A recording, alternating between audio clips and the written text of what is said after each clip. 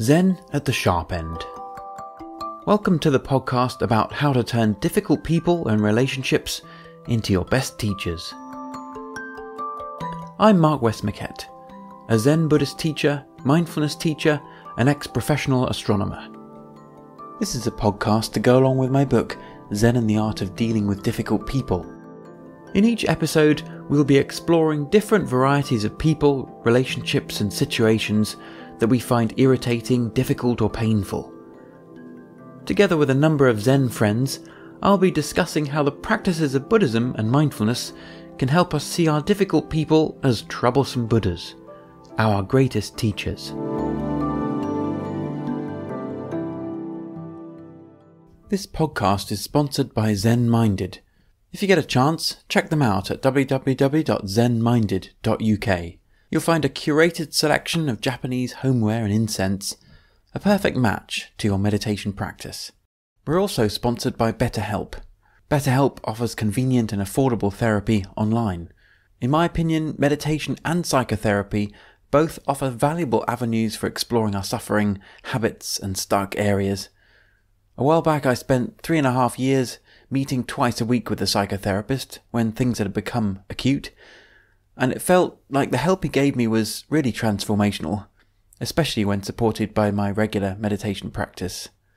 If you're interested, they've extended an offer of 10% off your first month of therapy at betterhelp.com/Zen at the Sharp End. That's betterhelp, HELP.com/Zen at the Sharp End.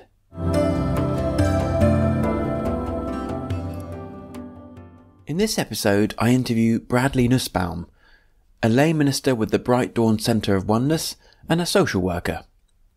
He talks about his father's illness with Alzheimer's disease and eventual death, and how, through the period of his illness, his mother became one of his most important troublesome Buddhas. He speaks very honestly about becoming aware of a sense of pride in how comfortably he was able to deal with his father's illness and how self-aware he was, and yet how difficult he found it accepting that others in his family, particularly his mother, were not as accepting of the situation as he was. This, he admits, ended up getting under his skin more than his father's actual condition. Through looking at all of this as it was arising, he realised he needed to extend his mother the same acceptance as he was extending towards his father's condition. Hey, Bradley, thanks very much for joining us today on this podcast. Thank you for having me, Mark. So maybe we'll just start off, would you be able to tell us a little bit about yourself and, particularly about your journey into Buddhism and where you're at now? Sure, absolutely. Hasn't been too long of a journey. It feels like it's been a very long time, but started about 3 years ago. I'm a social worker. I've been a social worker for 7.5 or 8 years now. And it was a pretty clear turning point in my life. And when I started my journey into Buddhist studies and practice, and that was essentially, it was in a work meeting, a professional development meeting. Okay. And a colleague of mine had brought up the role of spirituality in mental health and mental health treatment and recovery from substance use disorders.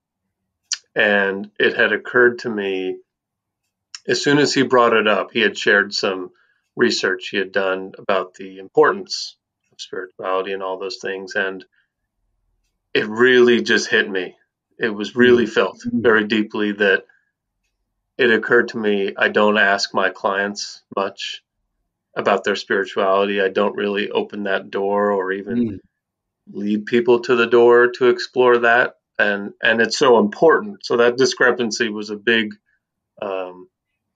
aha light bulb, moment for me. Are you taught, in your sort of social worker training to go there, or is that most people would just not even go there? Yeah,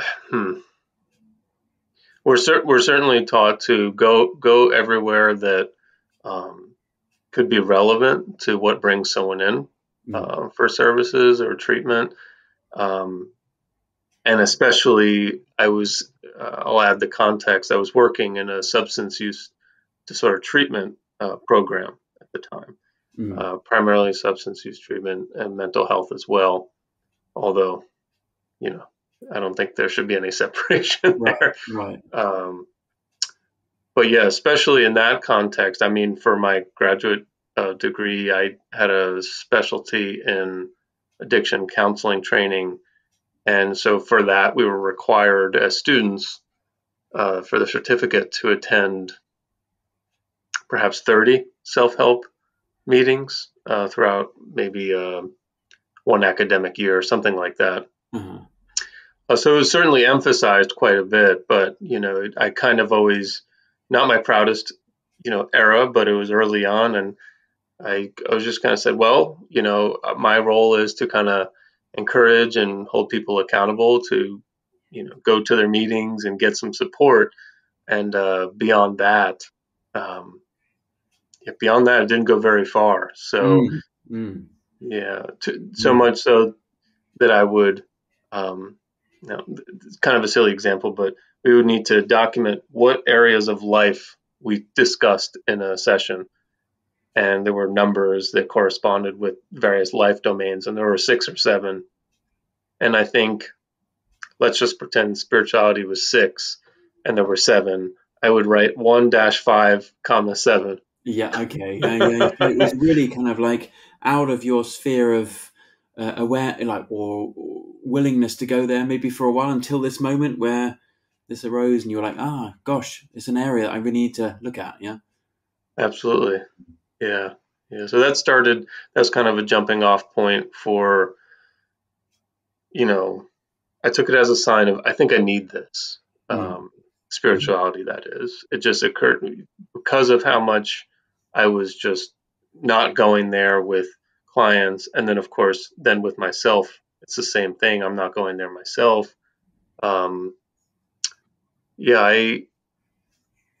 guess this might tie into, some of the examples or some of what I might discuss about troublesome Buddhas, but there was a lot of very serious illness in my immediate family. My father was, at this point, had already been pretty sick for a number of years with Alzheimer's disease. And I was just, lost, confused, angry, didn't know where to go with it, therapy for myself, while helpful, wasn't exactly doing it for me. Wasn't really getting to the depth of what was going on, which was that I was dealing with a tremendous amount of change, sometimes faster, sometimes more drawn out over time, and at times disturbing as well. Heartbreaking. So that backdrop, part of the catalyst for me, okay, I need to figure this out sooner than later. Right. At this point, that was 4, maybe 5 years ago. And so I just kind of started spirituality adjacent podcasts, audiobooks, and just started kind of consuming as much as I could. Yeah, wow. I mean, you sort of go on Google and it's like you type in spirituality and I'm sure it's like there's bazillions of options and directions and. Oh, yeah. Yeah. So that was a bit of a filtering down process, because I think spirituality and a religion needs to be a good fit for the person seeking it out. And my background and my upbringing was Jewish, probably more cultural than practicing or anything like that. But I had not been practicing in Judaism or anything like that in many, many years. And I kind of knew, I said, I think I'm looking for something different. And I started just kind of noticing that. I said, okay, I'm noticing more and more of these authors that I tend to be connecting to and relating to are Buddhist teachers or Buddhist authors. And eventually I stumbled across the podcast Everyday Buddhism. And that's Wendy Shinyo-Halit's podcast, who was a guest on your podcast previously, and um, she and I have connected. I've been a member of her virtual sangha for about 3 years now, and also now more recently a practice leader with the sangha. Oh yeah. Mm-hmm. Mm-hmm. Mm. Yeah, it's something quite special when you sort of searching, and then you find someone who just really kind of resonates with with you, really, I suppose, isn't it? I often tell people who are kind of searching for, is it Zen? Is it Christianity? Like it's much less about the tradition and the actual practice, much more about the teacher. If you can find a teacher that you really get on with, that you really find you can trust, and is kind of honest and authentic, then you can go a long, long way. Absolutely, yeah, absolutely. Another question I know that comes up often is, do I need to have met someone in person, and virtual, be good enough? And, I think especially over the last couple of years with the pandemic, Mm. so many more, temples or centers have gone online, just to be able to reach folks. So I think the way I see it is whatever works, really. Yeah, right. Whatever works. Absolutely. Yeah, yeah, yeah. Yeah, and I know our Zen teacher. He's like, well, if you want to commit to us, then I'll commit to you. Mm, Whatever it's going to take, whether we're going to be doing things online, whether I have to fly out to you or whatever it is. If you're willing to really commit, then yeah, yeah, absolutely. That's beautiful. And this goes into part of why I, you know, um, feel drawn to your message in your podcast. That of troublesome Buddhas, and delving into that mm, is, um, I think very often the teachers are explicitly in the form of an actual person that's alive, that's a Buddhist teacher, a Dharma teacher. But I think so often the teachers are, you know, uh, I'm still learning from my father, and he passed away 2 years ago. yeah, Right? I'm yeah, still connecting. I'm still connected with him in certain ways. Um, yeah, that certain things, once there are connections, they can't be undone. And I mm, think it's true also for people we haven't even met, and things that are not people. That could be right. our teachers. That is so. Yeah, Yeah. yeah, exactly. Yeah, yeah. We're all works in progress, and we shall forever be works in progress. Yeah, absolutely, absolutely. Yeah. So All. then that brings us right to this kind of subject, doesn't it? We meet people, even the people that we think are the closest and most wise. They can sometimes drive us up the wall in other ways. So yeah. So what kind of things have when we sort of think about troublesome Buddhas and teachers, what kind of jumps out for you? Yeah. Oh my goodness. There's endless examples. I'm sure. Yeah, of course. Endless examples. But I think just to share a little bit more about, what I started to already, going through the experience of, very serious illness. Of course, we all are subject to old age, sickness, and death. It's a different story when we experience it. Yeah, yeah, yeah. Um, and, you know, that has been, I can't describe how deeply grateful I am for the Dharma to have, to have been on the path while I went through, the last number of years of my father's illness, and Mm, then, after his passing, because it's just been, everything just clicks. The mm, Buddhist teachings are so helpful. mm, And but that's one of the biggest examples, I would say, is that, um, suffering coming from things being the way we don't want them to be. mm. We want things to be other than they are, and that being a cause of suffering. And I think it's almost a universal response to some degree to change. Right. And Yeah. yeah, and there being, because we're social beings, families, communities, workplaces, we're not on our own when it comes to dealing with a loved one's or our own serious illness.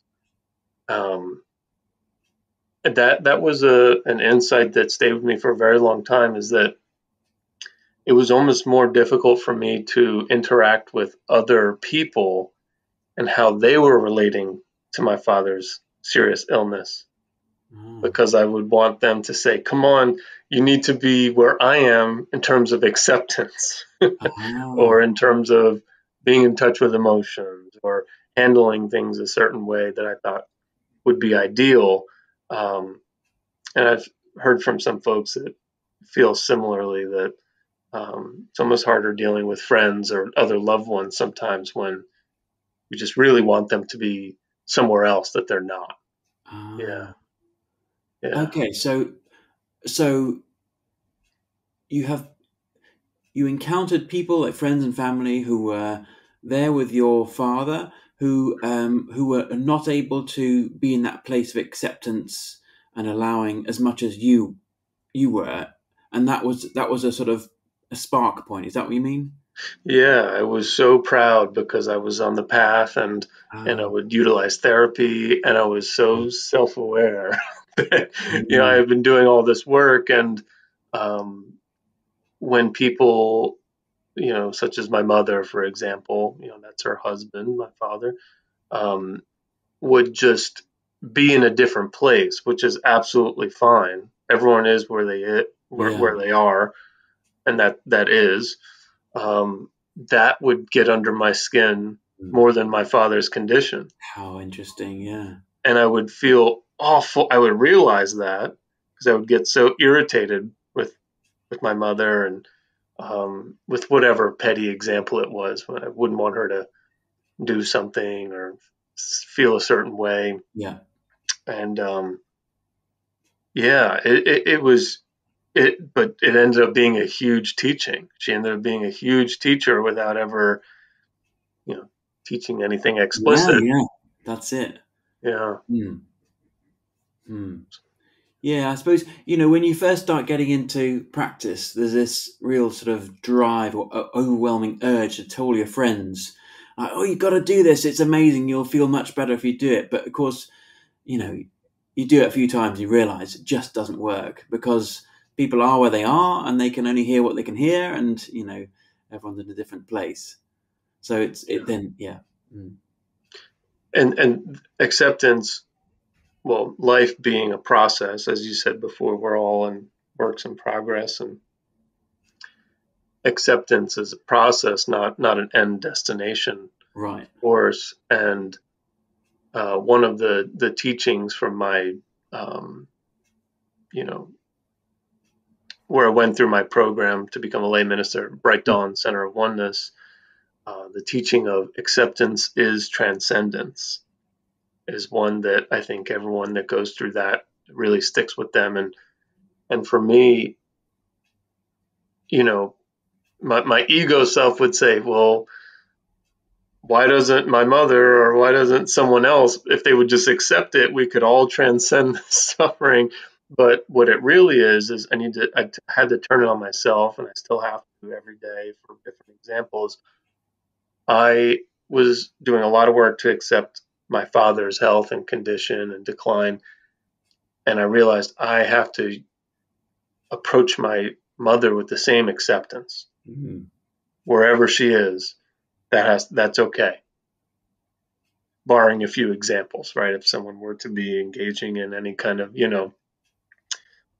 abusive or harmful behavior, then, there's definitely a line there. But aside from that, if someone is just in a different place of grieving, really, anticipatory grief, I did a lot of learning that I had to accept that. And it wasn't pretty. It was not pretty. It's a, Well, I think that's also a very interesting point, isn't it? Sort of, we have this expectation that the path will bring us to, like, flowers raining from the sky and sparkles everywhere. But actually, that path itself is quite spiky, difficult, full of mistakes, and it's not pretty, as you say. Yeah, yeah, absolutely. Particularly with family. I mean, I, as a social worker for a number of years, and most recently, I've begun work in hospice, which I feel like is finally my home Mm. in the work I'm meant to be doing, and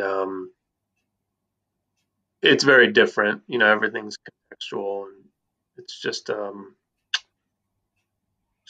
a different way of going about things when I'm meeting with and sitting with not people that are not my family. You Mm. know, Mm. I find it a bit, and I'm sure a lot of people would agree with it. It's much easier to, you know, just not as close. Put it that way. That's There's right. not that baggage and A history. history. Yeah, exactly. Yeah. I'm pretty sure that family is at the absolute far end of the difficulty spectrum. This is the most advanced practice. Yes, yes, indeed, yes, indeed. Mm. Yeah. And how have you found like taking the example of your mother? I mean, how have you found your relationship with her, like now, as you've come through this period of your father passing away, and sort of looking very closely at the way that you relate to her and accept, the way she is. How have you noticed any sort of changes in that level? Hmm. Yeah, probably due mostly to, his passing being 2 years ago, and anticipatory grief is kind of its own. It can be its own animal, and then after someone actually passes, it kind of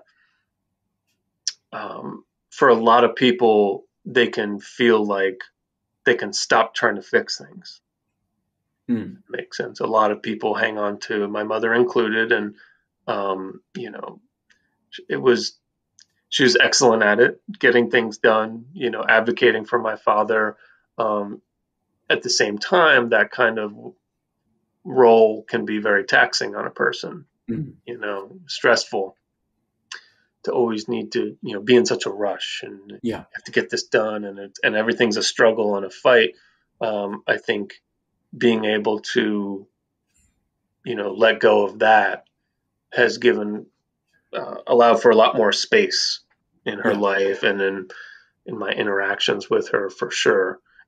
I'm still work in progress. There are still certain things I'll give her a break for a minute. Everybody, that if it's something that gets under my skin, my wife too. We just talked yesterday. We both were listing off in a lighthearted, joking manner. It's like, okay, well, these are the things you do that I find annoying, and these are the things that you do I find annoying, and awareness is the big thing, right? And being able to discuss it. I mean, that sounds remarkable that you can sit down with your wife and, in a fairly light-hearted way, like talk about these things. Because I Yeah, think for a lot of people, that's really, really hard, and it's yeah, massively triggering. And to do it in an honest way, where you're both actually listening to each other, that's really special. yeah, yeah, absolutely. I think some of the keys there are, you know, and I've learned this in various areas of life, is that whatever is annoying me, I do not, I don't ever have to bring it up. But if I choose to do so, it often works out better when I wait, whether that's Yeah, 12 hours, 2 or 3 hours, whatever it is. And yeah, that seems to help quite a bit, I but think. not in the heat of the moment. You mean? Oh, absolutely. Yeah, it gets real. It can get real unskillful there. We'll put it Yeah. that way. That's it. Yeah. Yeah. A lot of what I'm talking about in the book is about how, as the emotional heat rises, as the intensity of the situation, there's always a point for everyone. It doesn't really matter how much you've been practicing. There's always a point where it's just like it's too much. I cannot at this point. Um, I cannot guarantee that what I'm going to say is going to be kind, basically. Yeah. So Absolutely. it's like the skill then is, I suppose, knowing not to say anything, as you say, like waiting a bit, is actually holding back, isn't it? Yeah, yeah. I remember an acronym. I'm not sure where I picked it up, but the acronym WAIT, saying, when you reach that point of reactivity and anger or what have you, um, saying wait, maybe that's good enough, or wait being, why am I talking? Ah. So to me, it's kind of funny. It kind of breaks the tension. And even if you don't find any humor in it, you can still ask yourself, why am I talking? Is a good way to find out, am I engaging in right speech Mm, here? Is this helpful? Is mm. this kind? Do I know it to be true? Asking those kind of things um, can help take the edge off. But often, as you said, when emotions are running high, it may not really be able to engage the part of the brain that helps with, thinking of the answers of those questions. So then the answer might be, I think I need to wait and cool Yeah, down. yeah, You that's know? it. Yeah, yeah. And in your professional life, I mean, you must come across a lot of very difficult situations and people that sort of are a bit, you know, difficult to deal with. Yeah, absolutely, absolutely. And those are, some might be more universal. Let's say anyone were to look at how someone's behaving and say, that person's being acting like a bully, being aggressive or intimidating and whatnot. Um, I think, and then this is part of overlap between Buddhist training and training to be a clinician, is knowing when is your stuff coming up, When is right? your own personal stuff? Yeah, right. Yeah. Mm, When is it maybe a little bit more gray or ambiguous or maybe even neutral, or even positive? mm, But that could bring anything, that could potentially trigger anything from someone's personal life. So to be practicing to have the awareness to know when that's happening is crucial. And thankfully, I've had some time to do a lot of practice, mm, and learn over time. But I do find that I used to work with a lot of folks who were in one form or another mandated to be there yeah, by the courts, um, usually the courts, or a school, yeah. perhaps mandated to some degree, right? That was a different kind of world in that people felt that they lost their choice in the matter. Contrasting that with the field I'm in now, hospice, people want that service, or the families are really asking for the help and the support. Mm, So that's very a big difference there. So yeah, sometimes there's certainly kind of the suffering kind of comes out um, in mm, my interactions with people in the form of reactivity, for sure. yeah. Mm, mm. And I'm kind of interested. Where would you see, or perhaps when would you see most clearly people's Buddha nature?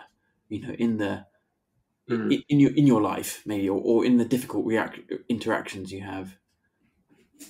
I think I try to start from there, Mm. and then it most often comes up kind of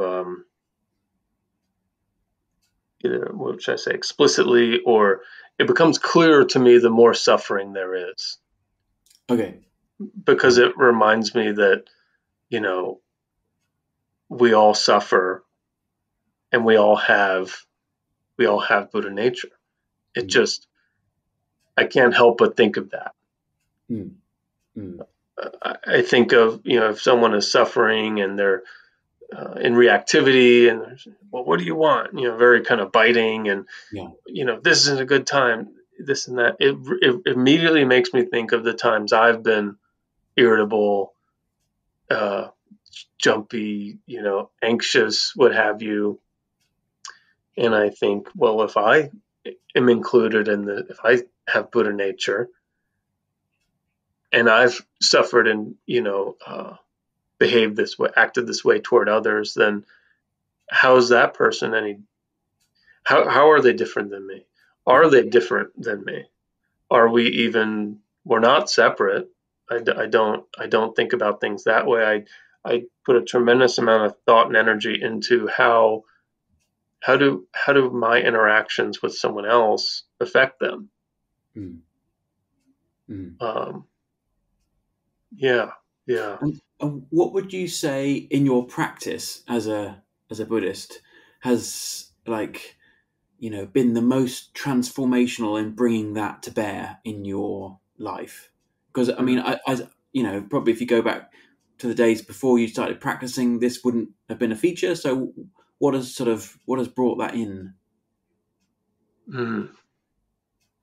So the Bright Dawn Center Oneness history is in both, and Wendy Shinyo Haylett, I believe, shared about this in her Mm. episode with you, um, is both in Pure Land, Shin Buddhism, and Zen as well.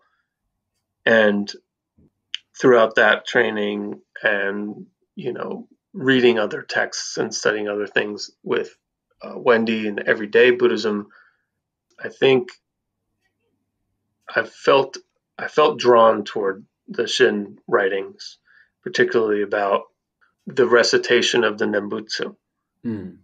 Namu Amida Butsu, the notion that one just has to say the name, and even just think about or consider saying it and Mm. reciting it and being mindful of the Buddha is one that is always with me, and to the point where it's hard to think about it as something separate from my everyday life, Right, right, right. because I'm in a new area where I'm working out in the field, and the people are driving like mad people, driving so fast, and it's scaring me so much a few days last week. And the amount of anger and reactivity that can show up so quickly from being frightened in just a normal everyday situation like that, On the road. on the road, just Yeah. someone zoom, whizzing past me, life before my eyes, Yeah. and the anger, and then the brief urge to slam on the gas to track them down. Of course, I Yeah. didn't actually do any of that, but that is just so almost humbling. Mm. As I've heard you say, I believe, after years and years and years, people would expect just totally serene and calm living experience of a Zen practitioner, and it's like, oh, you know, That's not real. Yeah. not always the case. But Yeah. I do remember, I think it may have been from commentary from um, Tanbutsuge that we studied in the Bright Dawn program. It was a quote. I believe I pulled it from that once, that the three poisons, greed, hatred, delusion, three poisons don't last long in a Buddha. Mm. Mm. Mm. And I immediately loved that. It was so liberating, Yeah. to know that, no, I'm going to experience these things as a karma bound, uh, human being, Yeah. and imperfect human being. And the practice, the path, it's all about, they don't last long, right? And Nembutsu, just saying to myself, Namo Amida Butsu. It's a very kind of grounding, centering practice that kind of can help at any point, whether conscious or not. Yeah. Yeah. That, I mean, it's a very powerful quote, isn't it? Because it's acknowledging that wherever we are in our practice, advanced or not, it's going to arise. Greed, hate, delusion is going to arise, and it's just a matter of we see it arise and it dissolves. And yeah, like just having that as a um, having the Nembutsu practice as a constant, like almost like as a mindful practice, isn't it? So it brings us back to, like, where is the Buddha nature? And it's like, yeah, it's there. Absolutely. Absolutely. Yeah. I think that's a lovely place to finish. I don't know about you. I mean, that's such a powerful quote. I think it really fits in with what we've been talking about. Absolutely. Yeah. So thank you so much, and being willing to bring all your examples and being so honest. And it's been really great to chat. Yes. Very nice meeting you. Thanks for having me on. If you've enjoyed this podcast, please leave a review and a star rating on whatever platform you use. And do recommend it to others, because we all have difficult people in our lives, and each of them offers us a real opportunity for learning and growth. For more information about my book and what else I offer, head over to my website, markwestmackett.co.uk. Thanks so much for listening. Bye for now.